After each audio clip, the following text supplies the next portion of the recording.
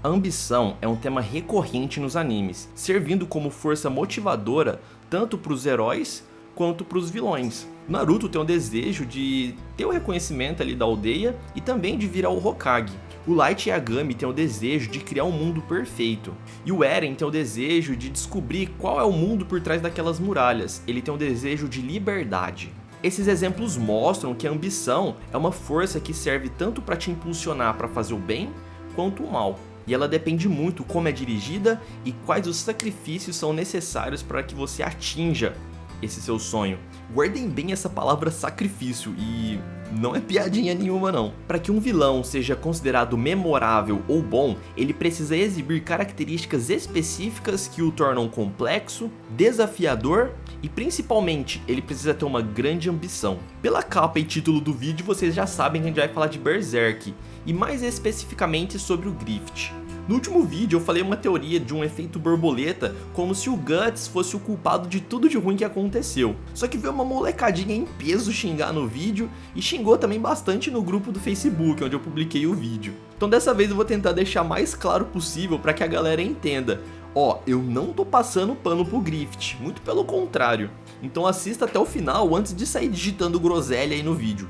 Mas se quiser digitar groselha também pode ficar à vontade, só comentem com respeito. Então o ponto principal que eu vou analisar é se o Grift poderia ou não ser considerado um vilão perfeito. Mas o primeiro ponto é o seguinte: o que um vilão precisa ter? Motivações claras e compreensíveis. A motivação ou a ambição do Grift é ter o seu próprio reino. É um sonho um pouco estranho para alguns, mas cá entre nós é algo que é palpável, é fácil a gente imaginar que alguém teria esse tipo de ambição. Tanto que o bando do Falcão está disposto a ajudar ele a cumprir esse seu sonho, uma ameaça formidável ao protagonista. Para manter a atenção, o vilão precisa ser capaz de passar uma sensação de perigo para o nosso herói. E eu não preciso falar muito sobre isso, né? Já que o Grift representa um perigo não só pro Guts, mas pro mundo inteiro. E um outro ponto que é muito importante para um vilão é a sua complexidade moral. Vilões que apresentam certas nuances, eles são bem mais interessantes do que aqueles que são somente maus, sem motivo nenhum.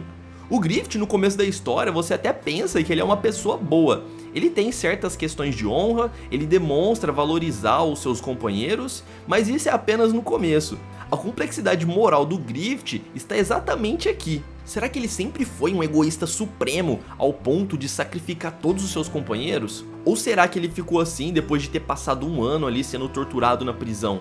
Outra pergunta que ainda fica é: será que ele faria o sacrifício lá no Eclipse, mesmo se o Guts não tivesse abandonado ele? Essas dúvidas que ficam na nossa cabeça demonstram como o personagem ali, o Grift, o vilão da série Berserk, como ele é complexo. Desenvolvimento e evolução. Um vilão que muda, aprende e evolui, ele é muito mais atraente do que um vilão estático. Ele sempre foi do mal, sempre vai ser do mal e sempre pensa da mesma forma. E isso é exatamente o que acontece com esse vilão aqui, o Grift. Ele tem pelo menos umas 3 grandes evoluções de caráter durante toda a obra. E por último, e o mais importante na minha opinião, é a carisma.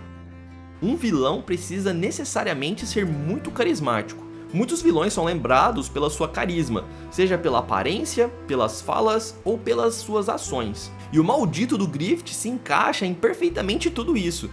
Ele tem diversas falas marcantes, e um exemplo simples foi aquela conversa que ele teve com a princesa, onde ele disse que para um companheiro seu ser considerado um amigo, ele precisava seguir o próprio caminho, e essa ambição que o seu amigo teria poderia até mesmo rivalizar com os seus sonhos. Nessa hora a gente vê que ele tá apenas usando ali os seus companheiros, e isso é bastante marcante para nós que tá assistindo ou lendo o mangá, e é marcante também pro Guts, que tá ali observando toda essa cena. Alguns acham incrível o egoísmo dele nessa frase, e mesmo sendo detestável isso que ele disse, acaba despertando em nós uma certa curiosidade sobre ele. E a sua aparência também é bastante carismática, seja na forma humana ou na forma de Fento. Por ele ser andrógeno, ele chama bastante a atenção de todo mundo que tá em sua volta. É como se ele hipnotizasse as pessoas. Agora sobre suas ações. Se você leu Berserk ou assistiu o anime sem saber de nada, sem tomar spoiler nenhum, é muito fácil no começo da obra você começar a achar ele incrível, porque ele realmente é um estrategista, ele luta pra caramba, e fora que ele é um personagem bonito, você gosta dele, é um personagem fácil de ser amável no começo da história. E no meu ponto de vista, essas são questões centrais que um vilão perfeito precisa ter.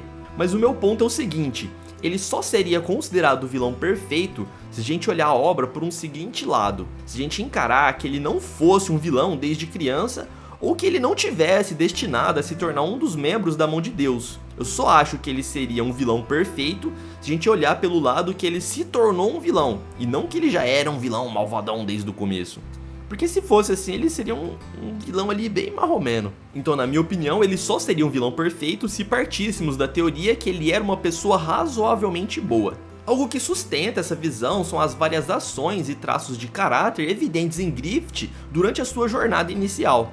Em primeiro lugar, ele demonstrava proteção e liderança. Ele mostrou o cuidado genuíno ali com os membros do bando do Falcão, liderando eles em vitórias e transformando aqueles simples mercenários em pessoas realmente importantes. A sua liderança não era apenas estratégica, mas também inspiradora e simbólica. Mas taverneiro, qualquer psicopata conseguiria fazer isso. Calma aí, jovem taverneiro, calma aí. Eu tenho mais alguns pontos. O Griffith sonhava em fazer um reino onde todo mundo que o seguia tivesse uma vida melhor. Esse sonho era algo que muita gente queria também, e eles topavam lutar ao lado dele para que esse sonho se tornasse realidade. Ele não queria fazer isso só para ficar famoso ou poderoso, mas ele queria mesmo ajudar os outros, principalmente quem era deixado de lado pela sociedade. Essa afirmação é questionável? Sim, ela é bem questionável. Pode ser que ele só desejasse poder mesmo. Mas ao mesmo tempo, pode ser que essa afirmação tenha um pingo de verdade. Ele também se arriscou no meio do campo de batalha quando ele recusou deixar o Guts e a Casca pra trás. Eles haviam caído do penhasco e do precipício pela 50ª vez, e ele disse que esses membros eram extremamente importantes pro seu bando,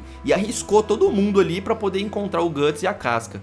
Pode ser que ele era apaixonado pelos dois e por isso decidiu ir atrás? Pode ser.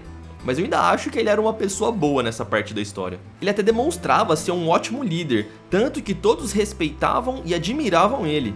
O Griffith, ele desejava chegar no topo e ter um reino para si sem sacrificar dezenas de pessoas. O que mudou ele foi algo que gerou bastante revolta lá no meu outro vídeo. Eu vou deixar aqui na descrição esse vídeo para você assistir lá e falar o que você acha dessa teoria. O que possibilitou ele se tornar um vilão ao ponto de sacrificar todos os seus companheiros foi exatamente o que o Guts fez com ele. Ai, mas aí você tá tentando colocar a culpa em uma pessoa inocente. O culpado disso tudo é o Griffith, porque ele é muito malvado. Calma aí, assiste o vídeo até o final antes de sair digitando groselha aí no comentário. O que eu quero dizer é que o abandono do Guts e o tempo passado lá de tortura e isolamento deteriorou profundamente o estado psicológico e físico do Griffith. Esses eventos acabaram desencadeando uma mudança drástica em seu caráter, levando ele a sacrificar os seus antigos companheiros.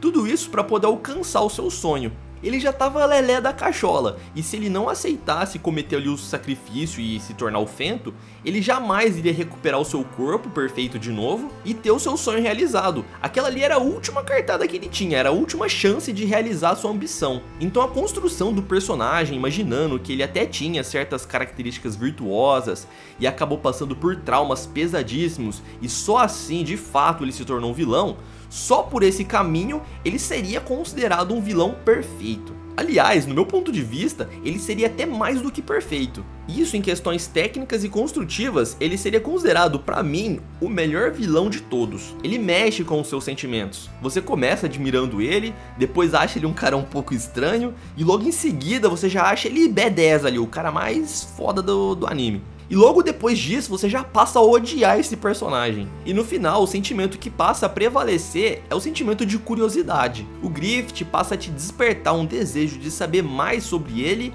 e sobre os seus objetivos. Por isso ele seria considerado um vilão mais do que perfeito. Se você concorda ou discorda com esse ponto de vista meu, pode deixar aí nos comentários, pode comentar o que você acha. O Griffith seria considerado ou não um vilão perfeito? E você acha também que ele era bonzinho no começo e depois se tornou um cara malvadão? Pra mim ele só seria considerado um bom vilão se a gente partir desse pressuposto. Se já achar que ele era malvado desde o começo e já sacrificaria todo o bando pra conseguir cumprir os seus objetivos, aí eu já acho que era um vilão meio marromeno. Eu não gosto dessa teoria não gosto de enxergar por esse lado não. Mas o vídeo é isso aí, galera. Deixa o seu like, se inscreva no canal caso você não seja inscrito e deixa um comentário também pro YouTube entender que o nosso canal é relevante e indicar o vídeo pra mais pessoas. Do mais é isso aí, valeu e até mais, pessoal!